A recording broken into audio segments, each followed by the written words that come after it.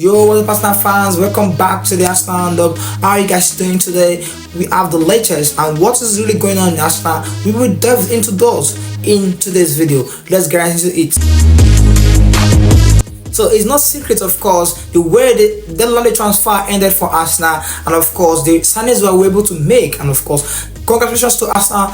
Well, we need to believe in our team, and of course now the transfer window is officially closed, and now we need to focus now on our ambitions for this season. Here I've heard a report of disappointment in the Arsenal fan base about the fact that the targets that many people expected Arsenal to bring in were not in, and of course some people are already having doubts that would what happened last season repeat itself. Now guys, I want us to be very optimistic, and at this point back the team, give all our support, then encourage the players, then we will see what will happen. So but guys, what we want to talk about today is evaluate our chances and our squad ahead of the blockbuster title race that will happen between Arsenal and Man City for the third consecutive year. We all know what really happened last season. Arsenal went closer even more than the previous season, and we had this real chance. We saw the title at the Emirates. Yes, it's only needed for us to have the result in our favor,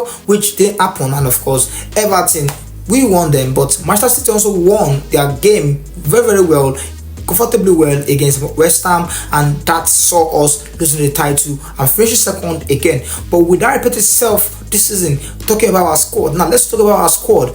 Now let's start from the goalkeeper. Of course, we'll be able to get in Neto from Bournemouth, deadline transfer, and of course Ryan also is there. Now when it goes to right back, we have the options of Ben White, Timber, and in the defense we have also Takehiro Tomiyasu, currently injured. Of course, we all know that. And of course, now defense, we have the gigantic forces of William Saliba and Gabriel Magalhaes. Also, Jacob Kinwo also could play there, and Ricardo Calafiori, our first summer signing, also in there. Now when we go to the left back row, we have Alexis. We also have Jonathan Timber who could play there also at the same time, but we have also Ricardo Calafiori who can also feature in that position.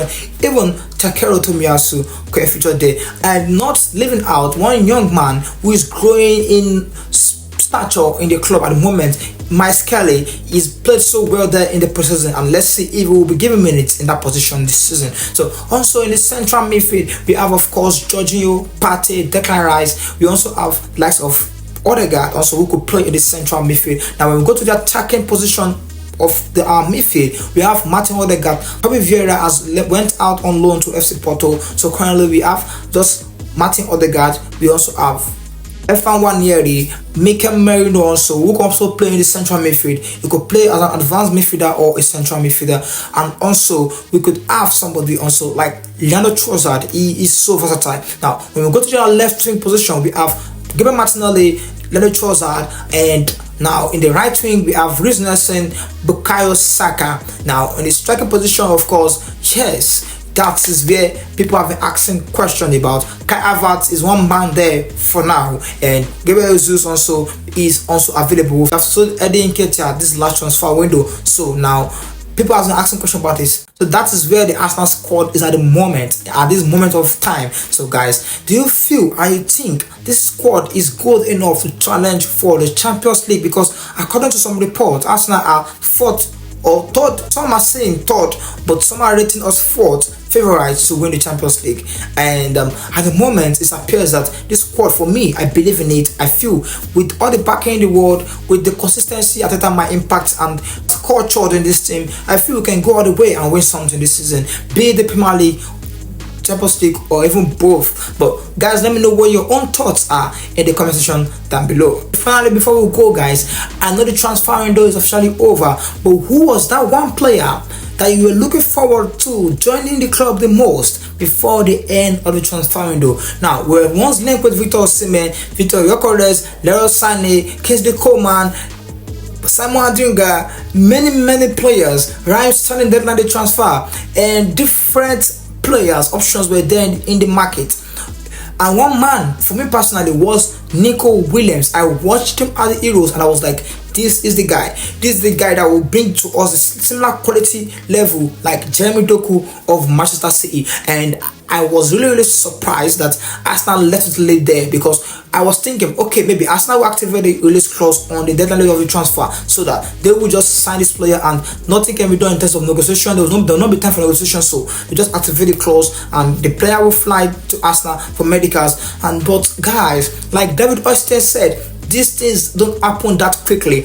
Sometimes it does, but sometimes it's not feasible. It does not happen. So it's not game, it's not a video game, so it's very really hard. The player himself seems so comfortable already at Atletico Bilbao, so he is not pushing for any transfer, so it might be a bit difficult. But something similar happened with Thomas Partey. Thomas Partey was fine at Atletico Madrid, but Arsenal activated that release clause and he traveled down to Arsenal, signed the contract, and of course we still have that gem in our team to date. So similar level of thought was done for Atletico Bilbao, Nico Williams, but it was just not meant to be. It didn't just happen for us this time around. Let's hope subsequent transfer window we get more lucky, more proactive, and of course we would probably get more active, not so active like people who are just active for nothing's sake. Like, of course, we know that, not to mention their names, they are a signed player every day probably. That squad is the largest in the world. I mean, at least for a known club, that squad is largest in the world. We know them already. They are masters of transferring themselves ever since their new owner took over,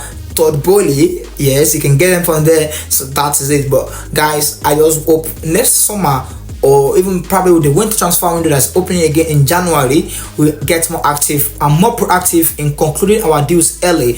But guys, let me tell you something. The transfer market, there was a recorded inflation in the prices of this player, and sometimes clubs, because of the new rules that have been introduced in the Premier League and in the UEFA, so many clubs were being cautious about the amount they want to invest and spend on these signings. So Arsenal are one of them, although we sold more than buying in terms of these figures. Like Arsenal had an LD transfer window. You can speak of the same for several other clubs in the Premier League, of course, and that's why we love the Arsenal.